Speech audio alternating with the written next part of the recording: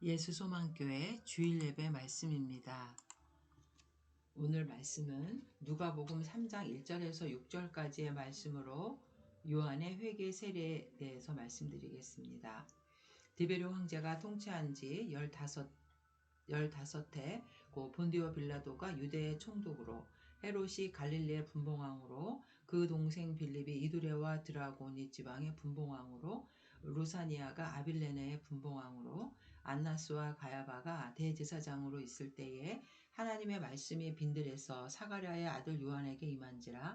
요한이 요단강 북은 각처에 와서 죄사함을 받게 하는 회개의 세례를 전파하니, 선지자 이사야의 책에 쓴 바 광야에서 외치는 자의 소리가 있어 이르되, 너희는 주의 길을 준비하라. 그의 오실 길을 곧게 하라. 모든 골짜기가 메워지고 모든 산과 작은 산이 낮아지고 굽은 것이 곧아지고 험한 길이 평탄하여질 것이요 모든 육체가 하나님의 구원하심을 보리라 함과 같으니라. 우리 부모는 자신을 닮은 자식의 모습을 보면서 흡족해하고 또 만족해하는 걸 볼 수가 있는데, 우리 인간도 역시 다른 동물과 달리 귀한 존재인 것은 바로 우리 인간은 하나님을 닮은 존재라는 것입니다. 인간이 하나님의 형상으로 지음받은 귀중한 존재였지만, 그런 아담과 하와의 불순종으로 인해서 결국 하나님의 형상을 잃어버리게 되고 사단의 종으로 전락되었던 것입니다. 그러나 하나님은 독생자 예수 그리스도를 이 땅에 보내주시고 죄로 인해서 영원한 형벌을 받을 수밖에 없는 우리 인간을 구원하시고 잃어버린 하나님의 형상을 회복해 하셨습니다. 그래서 이제 재림의 주로 다시 오셔서 다시 우리를 영원한 부활의 소망으로 우리를 맞이해 주실 것입니다. 그러므로 우리 인간은 죄로 인해서 하나님을 떠나 관계가 단절된 이 관계를 바로 예수님을 다시 영접함으로 인해서 하나님과 화목의 관계를 회복해야 하는데, 오늘 말씀이 바로 요한이 와서 외친 이 회개의 세례를 말하는 것입니다. 인간은 죄를 회개해야지만 예수님의 보혈로 제사함을 받아서 하나님의 거룩한 형상을 회복하게 되는 것이죠. 결국 예수님이 오셔서 인간을 구원하도록 그 길을 준비케 한 그 사람이 바로 요한, 구약에서 예언한 그 예언자 요한인 것입니다. 오늘 이 요한의 삶, 예수님의 오심을 준비하는 이 사역을 가졌던 요한의 삶은 바로 그리스도인들의 삶과 마찬가지로 우리도 이렇게 요한처럼 예수님이 오시는 길을 예비하고 예수님을 드러내는 거울의 삶, 향기를 바라는 삶을 살아야 되는 그런 사명이 있는 자들입니다. 그리스도인이라는 단어는 안디옥 교회에서 시작되었는데, 사도행전 11장 26절에 보면 안디옥에 데리고 와서 둘이 교회에 1년간 모여 있어 큰 무리를 가르쳤고, 제자들이 안디옥에서 비로소 그리스도인이라 일컬음을 받게 되었더라. 이 그리스도인이라는 말은 사실은 이방인들이 비웃음과 조롱거리로 이렇게 부르던 이름이었지만, 사실 이 그리스도인이라는 이름은 그리스도에게 속해 있는 사람을 말하고 또 그리스도를 따라가는 자들을 말합니다. 오늘 말씀 속에서 요한의 회개 세례가 우리에게 주는 교훈은 무엇인지 살펴보기로 하겠습니다. 1절에서 2절까지 내용을 보면 당시에 로마의 황제 이름, 또 빌라도가 유대의 총독으로 있었다는 것, 또 안나스와 가야바가 대제사장으로 있었다는 역사적인 이런 배경이 나와 있습니다. 그러나 이 사람들의 이름을 보면 결국 영적으로는 이 시대가 굉장히 암울한 시대였다는 것이죠. 로마에는 실제로 유대의 종교를 대표하는 대제사장들이 있었지만, 그 안나스와 가야바는 그 로마의 정부에서 임명된 제사장들이었고, 하나님의 그 측면에서 바라보면 이들은 진정한 그 대제사장의 직무를 수행할 수 있는 자격을 전혀 갖추지 못한 자였습니다. 그래서 그들은 하나님의 그 새 시대의 새 도래를 알리는 하나님의 계시를 들을 수가 없었고, 하나님께서는 빈들에서 결국 하나님의 섭리, 구약에서 예언한 그 선지자를 택하셨는데 바로 그가 세례 요한이었고, 오늘 2절에 보니까 하나님의 말씀이 빈들에서 사가랴의 아들 요한에게 임한지라. 결국 이 하나님의 말씀은 자신의 그 주권을 주장한 교만한 로마 정부, 관리들도 아니었고, 또 하나님을 잊어버리고 로마 정권의 하수인 노릇을 하던 대제사장도 아니었고, 오직 하나님의 말씀은 이렇게 구약에서 예비하신 자로서 광야에 기거하던 세례 요한이었던 것입니다. 하나님은 이 요한에게 인류를 구속할 메시아께 죄사함을 얻게 하는 회개의 세례를 행하게 하셨습니다. 하나님은 사람의 외모를 보는 분이 아니라 그 마음의 중심, 상하고 통회하는 심령, 자신이 죄인임을 깨닫는 자, 그리고 겸손한 자를 하나님은 부르십니다. 우리는 빈들에서 부름받은 이 요한의 모습을 볼 때 우리가 세상적으로 풍요한 것만이 결국 우리에게 유익한 것은 아니고, 우리가 가난하고 힘들어도 하나님이 우리를 바라보고 계시고 하나님이 우리와 동행하는 것이 바로 우리에게는 큰 복인 줄로 우리는 깨달아야 합니다. 우리는 지금 하나님의 세미한 음성을 들을 수 있는 자리에 있는지, 또 세상의 부요함과 즐거움에 빠져서 하나님의 음성을 듣는데 소홀하지는 않은지 자신의 그 마음을 살펴봐야 될 줄로 믿습니다. 그리고 이제 3절과 4절에서 보면 요한의 사역, 회개의 세례를 나타내주고 있는데, 바로 요한의 사역은 회개의 세례였습니다. 결국 이 3절과 4절을 보면 요한은 세례를 베푼 사람이지 세례가 아닙니다. 보통 세례 요한이라는 말은 신학적으로 좀 잘못된 것인데, 요한은 바로 예언자, 세례를 베푼 예언자입니다. 구약에서 예언한, 그래서 오늘 말씀이 3절과 4절부터 선지자 이사야의 책에 쓴 바 광야에서 외치는 자의 소리가 있어 이르되 너희는 주의 길을 준비하라, 그의 오실 길을 곧게 하라. 이거는 이사야 40장 3절에서 5절까지의 말씀을 인용해서 누가가 쓰고 있는데, 외치는 자의 소리여 이르되 너희는 광야에서 여호와의 길을 예비하라, 사막에서 우리 하나님의 대로를 평탄하게 하라. 골짜기마다 도두어지며 산마다 언덕마다 낮아지며 고르지 아니한 곳이 평탄하게 되며 험한 곳이 평지가 될 것이요 여호와의 영광이 나타나고 모든 육체가 그것을 함께 보리라. 이는 여호와의 입이 말씀하셨느니라. 여기서 외치는 자의 소리는 세례 요한을 말하는 것이고, 또 말라기 3장 1절에서도 말라기 선지자는 바로 이 400년의 침묵을 깨고 하나님께서 엘리야와 같은 예언자 요한을 보낼 것을 여기서 예언하고 있습니다. 만군의 여호와가 이르노라, 보라 내가 내 사자를 보내리니 그가 내 앞에서 길을 준비할 것이요 또 너희가 구하는 바 주가 갑자기 그의 성전에 임하시리니 곧 너희가 사모하는 바 언약의 사자가 임하실 것이라. 구약에서 이렇게 예언해 이사야 선지자와 말라기 선지자가 예언했던 장차 올 위대한 선지자가 바로 요한이었던 것입니다.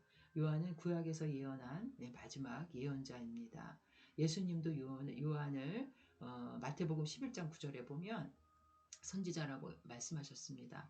그러면 너희가 어찌하여 나갔더냐? 선지자를 보기 위함이었더냐? 옳다. 내가 너에게 이르노니 선지자보다 더 나은 자니라. 이 사람이 바로 요한인 것이죠. 요한이 이 세례를 주는 사명을 받았던 것은 2절에 하나님의 말씀이 광야에 있는 사가랴의 아들 요한에게 내렸다. 이 세 번역의 말씀으로 히브리 예언의 그 전통에 따르면은 바로 이 예언자는 하나님이 모태에서 짓기도 전에 선택한 자, 또 거룩하게 구별해서 누구에게 보내든지 가서 어떠한 명령이나 말씀이든지 그대로 전달하는 하나님의 사람을 말합니다.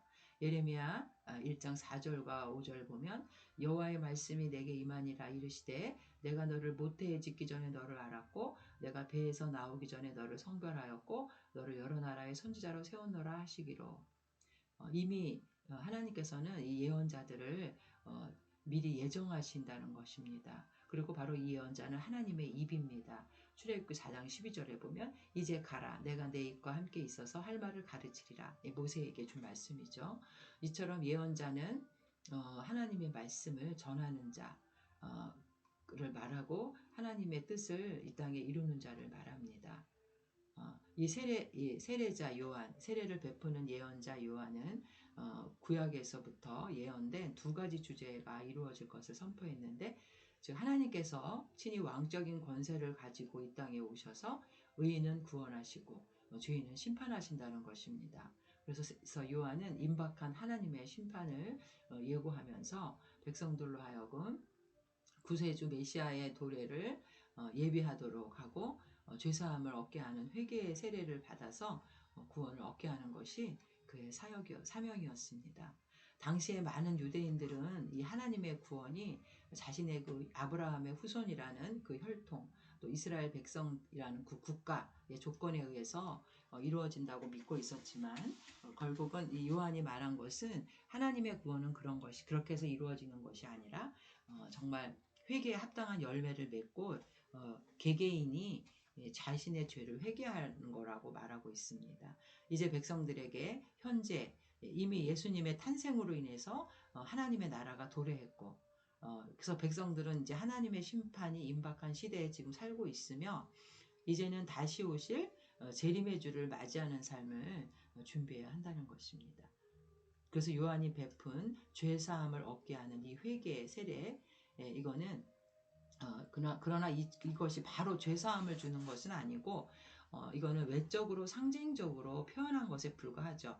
세례 요한이 베풀었던 이 죄사함을 얻게 하는 회개의 세례는 결국 예수님을 영접할 수 있는 준비를 말하고, 이 회개한 자들이 다 죄사함을 얻는 것은 아니고, 결국 죄사함의 권세는 바로 예수님, 하나님의 아들에게 있는 것입니다. 단지 세례 요한은 이제 하나님의 나라가 임박했다, 임박한 심판을 예고하고, 그래서 그들이 마음 가운데 회개의 세례를 받음으로써 메시아를 받아들일 수 있는 그 마음의 준비를 하게 하는 것이지, 죄사함을 선언할 권세는 없었습니다. 예수님을 영접할 수 있는 준비된 마음을 갖도록 하는 것이 그의 사역이었던 것이죠.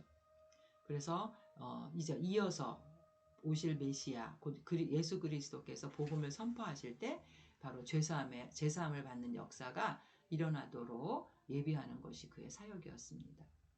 그래서 이 4절과 6절에서 이 이사야 40장의 그 예언된 말씀을 통해서 모든 이제 예수님의 도래로 인해서 모든 육체로 구원을 얻게 하는 것이 바로 그의 사명이었고, 예수님의 앞길을 예비하는 것이 그의 사명이었습니다.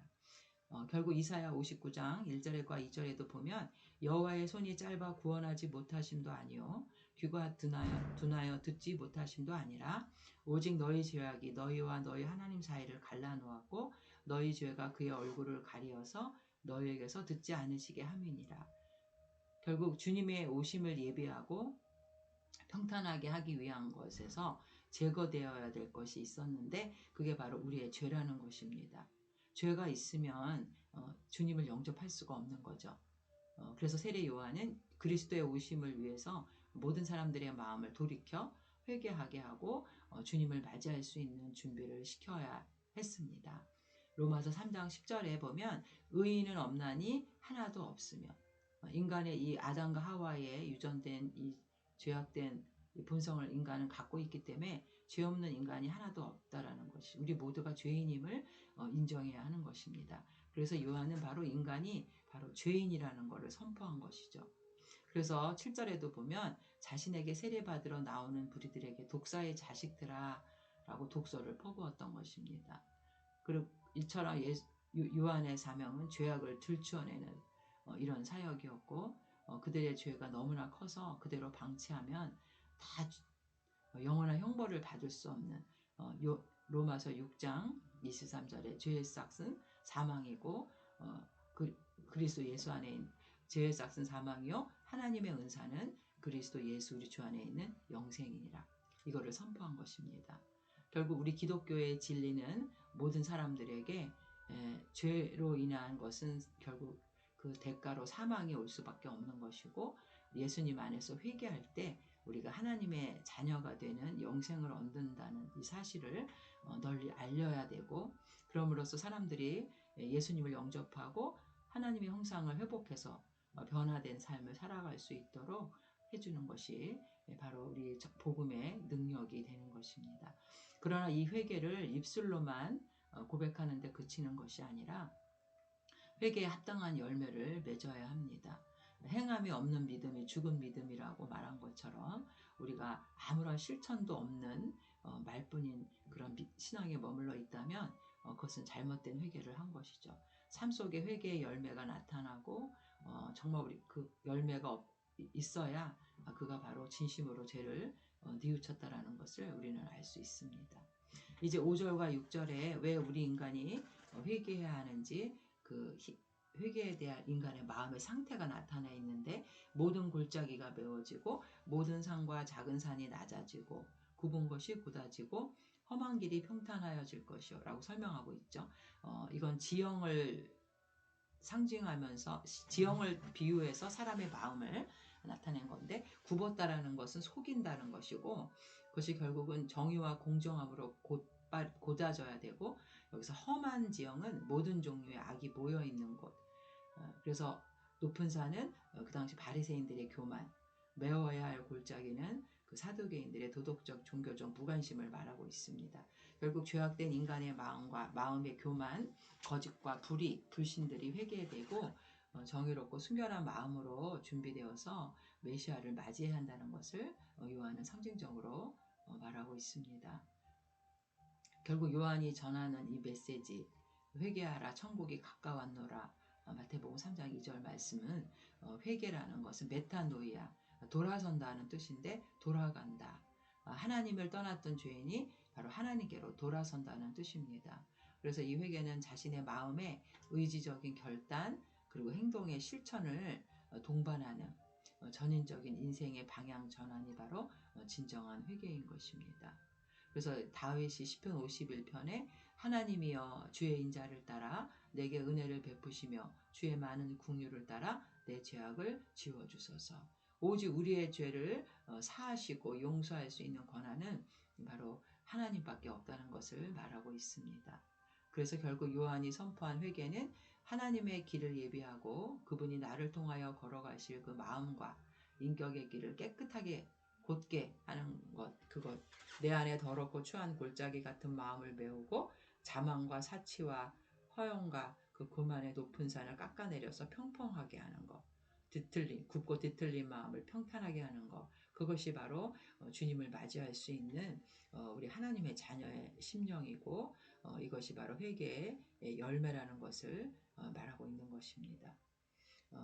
하나님께서는 영적으로 어두웠던 이런 상태에서 말라기 선지자 이후에 400년의 침묵을 깨고 하나님의 때가 되자 구약에서 예언한 예언자 요한을 부르셔서 회개의 세례를 전파하게 하십니다. 그래서 예수님의 대속의 사역을 준비케 하셨고 결국 이 요한의 이 예언자적인 삶이 바로 우리 그리스도인들의 삶이 되어야 되는 줄로 믿습니다.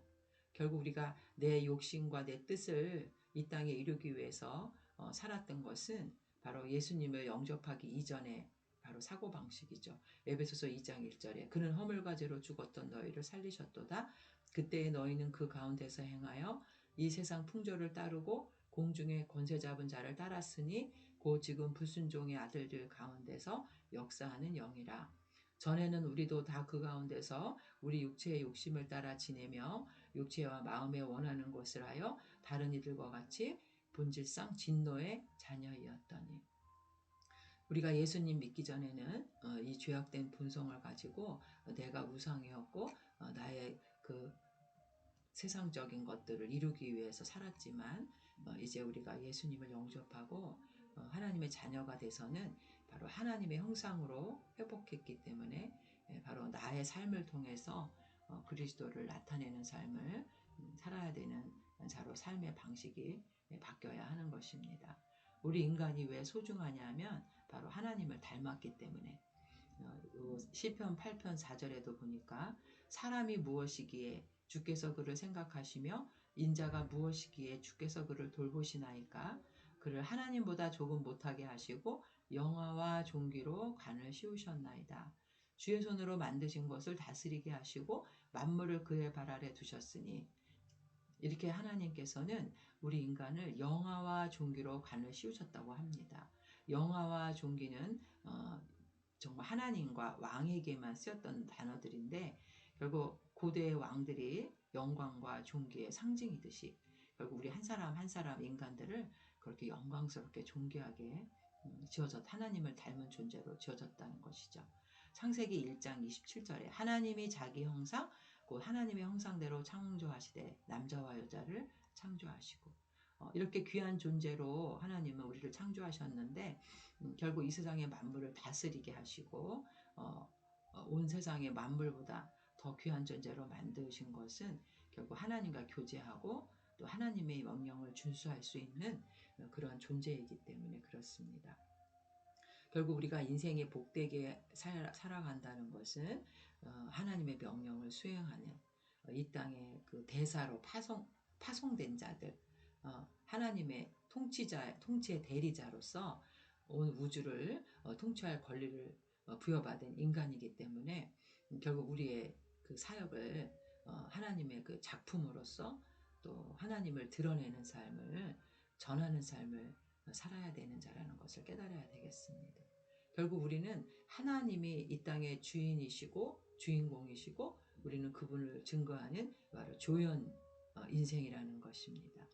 그러나 하나님은 조연인 우리를 위해서 자신의 하나밖에 없는 생명을 십자가에서 내어주시고 피 흘려주시고 우리를 영원한 생명을 얻게 하셨습니다. 결국 우리는 조연 인생에 불과한데도 하나님은 우리를 자기 자신보다도 더 진정으로 사랑하고 주인공으로 여겨주시는 것입니다. 결국 우리 그리스도인들은 내 속에 있는 죄를 바라볼 때마다 십자가를 생각하고 매일 자기를 성찰하고 죄를 뉘우치는 삶을 살아야 될 줄로 믿습니다. 그래서 그리스도인은 온 몸으로 하나님의 말씀을, 복된 말씀, 생명의 말씀을 전하는 삶을 살아야 되겠습니다. 요한복음 3장 34절에 하나님이 보내신 이는 하나님의 말씀을 하나니 이는 하나님이 성령을 한량없이 주심이라. 그리고 그리스도인은 자기를 보내신 그 분의 뜻을 행하고 그분의 일을 이루는 것을 자기의 양식으로 삼아야 됩니다. 요한복음 4장 34절 예수께서 이르시되 나의 양식은 나를 보내신 이의 뜻을 행하며 그의 일을 온전히 이루는 이것이니라. 그리고 마지막으로 그리스도인은 없어질 양식을 얻으려고 일하는 자가 아니라 영생에 이르도록 남아있을 영생을 얻으려고 일하는 자입니다. 요한복음 6장 27절에 썩을 양식을 위하여 일하지 말고 영생하도록 있는 양식을 위하여 하라. 이 양식은 인자가 너희에게 주리니 인자는 아버지 하나님께서 인지신 자니라. 오늘 요한의 그 삶을 통해서 우리 그리스도인도 날마다 그리스도의 길을 준비하는 사람으로 주님이 주신 귀한 사명을 감당하는 자들 되시기를 주님의 이름으로 축원드립니다. 아멘.